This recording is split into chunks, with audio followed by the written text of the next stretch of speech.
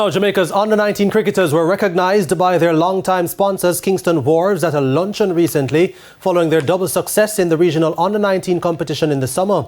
The event, which was delayed, took on added significance after the recent loss of their team manager. Having been delayed following the killing of team manager Gibbs Williams, Jamaica's under-19 cricketers were hosted by longtime sponsors Kingston Wharves recently. The veteran coach was in the forefront of the minds of the young cricketers and Jamaica Cricket Association administrators during the luncheon, which was put on to celebrate the team's double title-winning success in St. Vincent and the Grenadines. So today, in his honour, the team will present to Kingston Wharves a replica of the clothing which they had worn in winning the two competitions this year. We intend to, along with Kingston Wharves, honor Mr. Gibbs Williams in a way, and we'll discuss that, President and CEO, and with Kingston Wharves as we go along.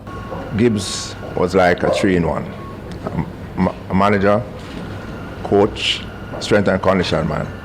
And he has done so much for us, because with Gibbs there, he keep the guys on the park. And for me, it was just simple to get them to play cricket.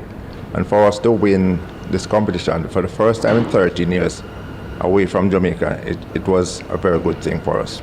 Captain and hard-hitting batsman Brad Barnes says the contribution of Kingston Wharves to youth cricket cannot be overstated. I've been playing Kingston Wharves since I was 9 years of age, and it's played a really integral part of my development.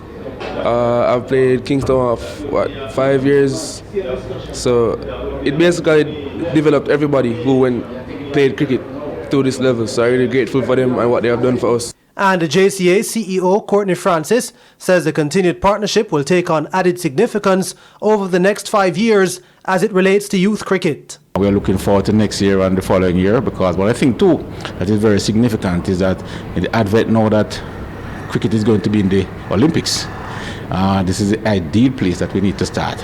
And maybe we'll have a larger pool so that we'll be able to provide cricketers ultimately for that particular event a couple of years down the road. So we have to have like a 10-year plan and see how best we'll be able to work that through.